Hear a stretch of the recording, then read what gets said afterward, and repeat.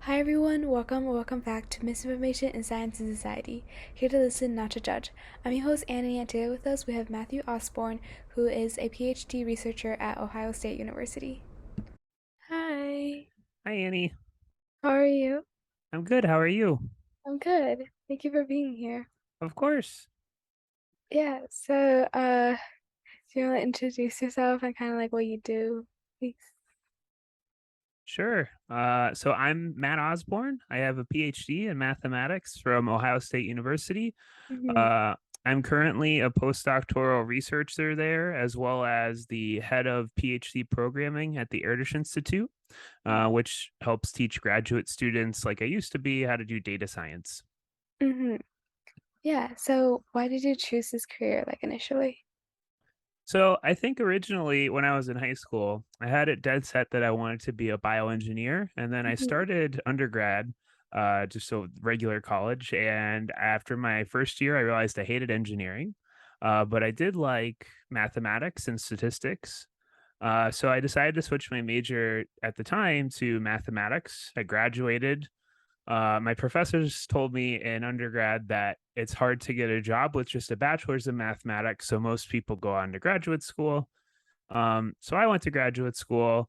And as I was there, I realized I liked doing more applied stuff. And one of the things that I was interested in was public health. So a lot of my research was mathematics, but being applied to public health with models and data sciencey type things. And then the way I got more into misinformation themed stuff was kind of with COVID, Mm-hmm. which had a huge explosion of misinformation regarding vaccinations and the disease itself. So that's kind of how I got here. Yeah, yeah, that's also kind of why I started this project. I like noticed a lot of misinformation during like COVID and like on Yeah. social media. Yeah. So what's your like favorite part of doing what you do? So I think what I really enjoy about doing this kind of research and this kind of work is I get to work on, in my current position, I get to work on projects that I'm interested in. So all of my research are things that I'm interested in doing research on, like COVID misinformation on Twitter, Mm-hmm. with my former advisor, Joe Tien at OSU. And then in terms of like my teaching work, I kind of enjoy teaching. So a lot of people, I don't know how many former academics or current academics you've spoken to on the podcast, but a lot of them complain about the teaching part of things. I kind of like the teaching. And so I enjoy teaching other people how to do data science and see how like sort of these like aha moments of getting it and see all the cool stuff that they do as a part of our programming. Uh-huh. So that's kind of there. And also in my current position, I have a really good work-life balance. So I currently work from home because of the pandemic. Hmm. And I've been working from home for the past 2 years, which is really nice because I just get to hang out with my cats while I'm doing work, and all that kind of stuff. Yeah, that's really fun. So, why do you think truth is like so important, and why do you think misinformation is such a big issue? Like such a big issue like during COVID, I guess, or right Those are some very good and tough questions. I took a little bit to think about it in preparation. So I kind of think of I wrote down some thoughts. I'm going to check. So I kind of think of truth as sort of like in a societal sense. I think of it as like this ground level, like this is what we can all agree upon. Here's a set of facts now. and statements that we all agree like these are correct. And then from there, maybe we don't agree about how we're going to go about changing things, but at least we can all come back to the ground level of like, we think that this statement is true. So what can we go from here? And sort of like why is that important is I think like a silly way to think about it is one thing I think most everybody should be able to agree upon is that gravity is real, right? That's a fact. Mhm. And so now let's imagine that a large proportion of the population one day decides that they no longer agree that gravity is real. So you and I could go about dropping apples off of our desks whenever we want and showing them like, look, it's going to hit the ground because of gravity, but they'll still stand there and tell you to your face, well, you made that up, or that's not true, or it's just this one time. And Mhm. so when you get to a point where sort of fundamental truths about how the world works and how things go on around us start to be disputed and are no longer considered consensus, it becomes very difficult to function as a society. And sort of rolling into the next part of your question, it's kind of what happened with COVID. Mhm. where there's a lot of misinformation going around about how are we supposed to treat the disease? How are we supposed to prevent it from spreading? What's the best thing we can do to make sure that everybody else around us and ourselves are protected? And with all this misinformation going around, it makes it difficult as a society to come together and sort of, defeat this thing and move on with our lives beyond the pandemic. And it's kind of what we've seen happening. And I do think in this case, there are times in the past where like the misinformation has been 100% malicious, like so people call it disinformation. I Mhm. think some of the misinformation spreading with COVID is a little bit different where at the beginning of COVID we didn't know anything really. Um and so people are just trying to come to grips with the fact of like how am I supposed to do the best thing I can do? Like who am I supposed to trust? And then, like, within that, there are people who maybe saw something they could take to their advantage and spread disinformation Mhm. to gain some kind of advantage. And I think COVID was really this like prime event where there's this mixing of we don't 100% know what to do. We don't really 100% have a thing to do other than wear masks and wash our hands. Mhm. And there's a lot of people sitting around and not being able to do anything. And so it was really prime the pump for people to be receptive to misinformation. Mhm. Yeah, for sure. So what do you think the worst type of misinformation is? Or disinformation, I guess. Either way. So I probably think like disinformation definitely like falls more so into this. Like Mhm. I think the worst kind of misinformation is the kind that spreads that can hurt other people. So, like, I kind of think it's one thing I remember growing up is my dad, he kind of believes in things like Sasquatch and Bigfoot and all that stuff, right? And that's kind of misinformation. I don't know, maybe Sasquatch is out there. I don't believe he is, but that's like kind of misinformation that doesn't really hurt anybody other than maybe you spend some of your money trying to find Sasquatch. But on the other side, there's misinformation that's like actively being pushed that ends up hurting people. Mm, So when we say things like, you shouldn't get your COVID vaccine because it's going to change your DNA, that's harmful misinformation that's possibly preventing someone from getting one, either because they believe that or maybe they don't actually believe that the COVID vaccine is going to change their DNA, but what they do believe is like it hasn't been thoroughly tested. It came mhm, out too quickly. And so by hearing that, extreme piece of misinformation, which maybe they don't believe, maybe it makes them more likely to believe subtler pieces of misinformation uh, that so far we've been able to show like COVID vaccines are completely safe, for example. mhm. Yeah, for sure. Um, so how do people like in like I guess like your field, I guess like tackle or avoid misinformation and I guess adding on to that, what do you think would be like the best way in general to eliminate or avoid or reduce misinformation?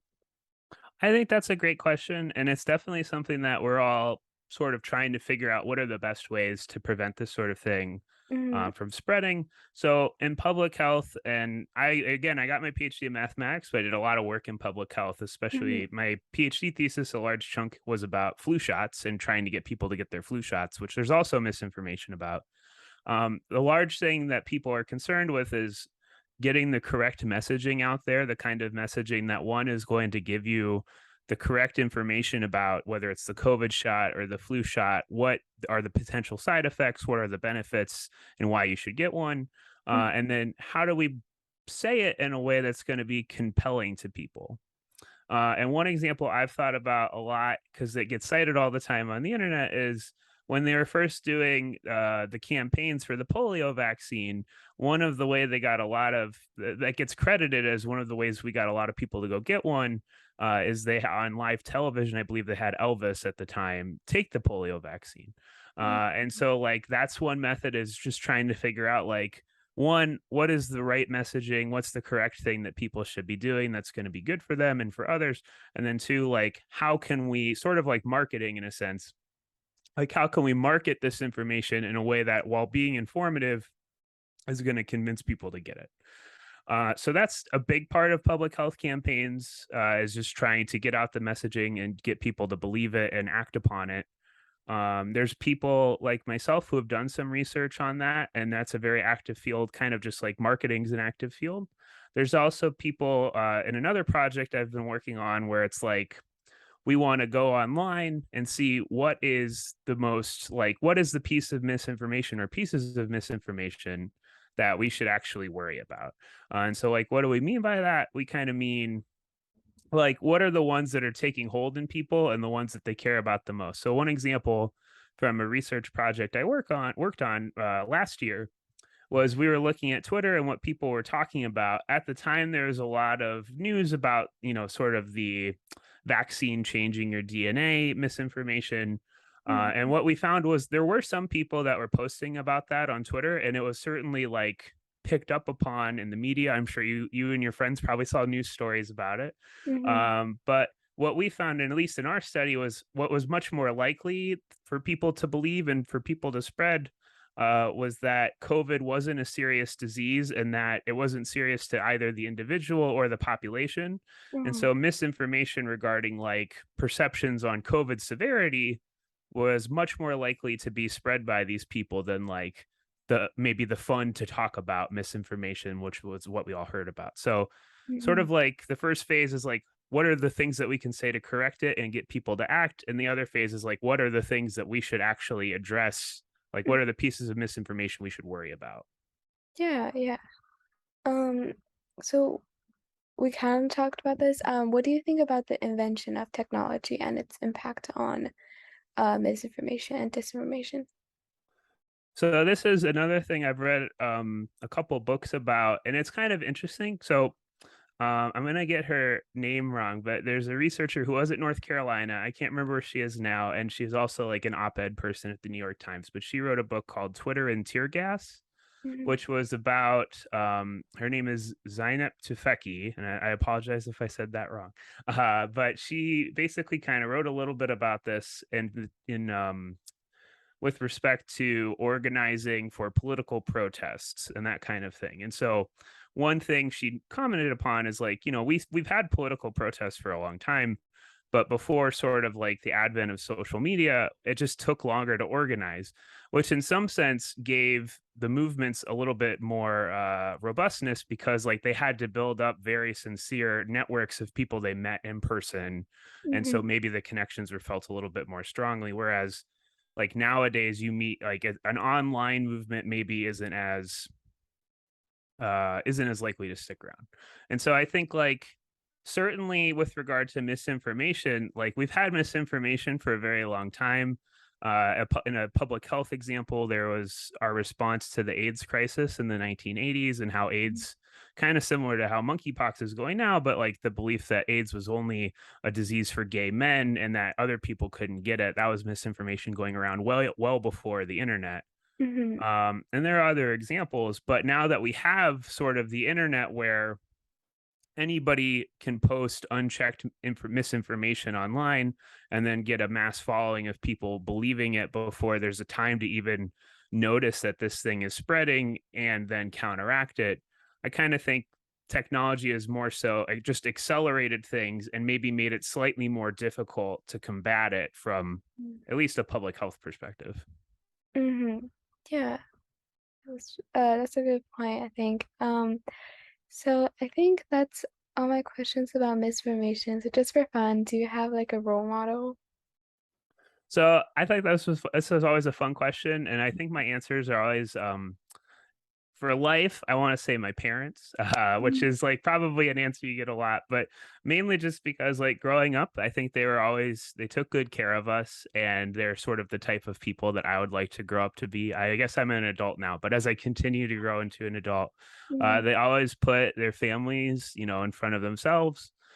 They worked very hard and they always made sure that we were taken care of. And I like to hope to do that someday. And I think I'm biased. They're my parents, but I just think they're genuinely good people. Mhm. And I hope to also genuinely be a good person. Um, and then like professionally, I think one of my role models is my advisor, Joe Tia. Uh, he's also like works incredibly hard. The past 2 years with COVID, like he was working hard before COVID, but then like with COVID, he got roped into like mathematical modeling teams to help with like university response and state of Ohio response. And then on top of that, he was still like advising both my former co-PhD student who is still there and then working with me on a project. So like his work ethic is just insane. And I also just I respect his intelligence and his ability to make smart, insightful comments, and I just think he does good work. Yeah, sure. Um, so to close this out, do you have any advice for people, especially teens? It can be about like information or just like in general. So I have 3 pieces of advice that I thought about, beforehand. So Mhm. they're not really related. Only one of them's maybe related to like future career stuff, Mm, particularly with misinformation. But this is stuff that I just wish that someone had told me when I was a teenager. So yeah. the first thing, and I think I discovered it more in the past couple years because of the pandemic, coincidentally, was you should read more. It doesn't have to necessarily be like boring books. Like find something you enjoy reading, and then read that stuff. Just because like it's reading is a fun. I don't know. I just find it fun, and I feel like I am better at thinking now that I've been reading more in the past 2 years. Mm, So like, and it doesn't even have to be just books. So like reading comics or graphic novels or visual novels, which is like a video game type thing, can count as reading as well. Like just find something you enjoy reading and read it. mhm, um, the second piece of advice I had was if you're someone who's thinking about going into like a STEM related field, sort of like misinformation, studying misinformation is, one piece of advice I always think that doesn't really get talked about as much because there's so much stressing, like it's got to be math and engineering and technology, is like, don't forget about the arts and creativity. mhm, So make sure that while you're doing all this hard work and if you go to college and you take like calculus or physics or chemistry and engineering type courses, make sure it doesn't have to be a course, but make sure you set aside some time to work on like your artistic interest or your creative interests. And that can be anything from like drawing or writing or painting, music, acting, dance, even something like gardening. Just like give yourself time to expand creatively as a person. mm, And I think it doesn't like have to be something where the science and then the art are separate. I think they sort of the people I know who are the best at science and mathematics are also quite adept at creativity. mm, And then I think the last piece is I would tell people, and I was sort of different when I was in high school. I didn't think I wanted to travel very much, but if you're able to just travel, and it doesn't have to be something like going off to far places that are across the globe. It could be something as simple as going on a quick road trip and just getting to see the way different people are living, and just getting to see different sites. And I think when you start to leave your own bubble, in terms of where you grew up or where you're currently leaving, you get to see people live life in a different way and maybe change some of your perspectives mhm. on how the world works. Yeah, yeah, I think those are pretty good advice. For the first one, do you have any like book recommendations, like specific ones? So currently, I'm on a big Stephen King kick. So this past summer, I've been just reading a bunch of Stephen King books, and they're all pretty good. I like those. Let's see, is there one that I read in the past year that I would say maybe I guess like I'll stick with Stephen King. I'm struggling to come up. Oh, one that I thought that was pretty good, and I wasn't expecting it to be very good. So the new Jurassic World movie came out this summer, right? Mm. And so I wanted to read the first Jurassic Park movie was based on the book, and Uh-huh. I wanted to read it. And I'm shocked at how well the Jurassic Park novel like holds up and relates to today. So like they talk a lot about like, oh, you're playing God with genetics and basically like with biotechnology companies, and I feel like there's a lot of lessons there for like how people are treating our data now, but sort of with like how they were treating genetic engineering. So I was surprised. It's a pretty short read. I finished it in a few days. Mm. And plus you get to like you get to read about dinosaurs and stuff, which is fun. Yeah, for sure. Great. Thank you so much. Yeah. Thank you for being here again and for all the thoughtful answers. Yeah. Thanks for having me. Mm-hmm. All right. So yeah, have a great rest of your day. Yeah. You too. Bye. You. Bye.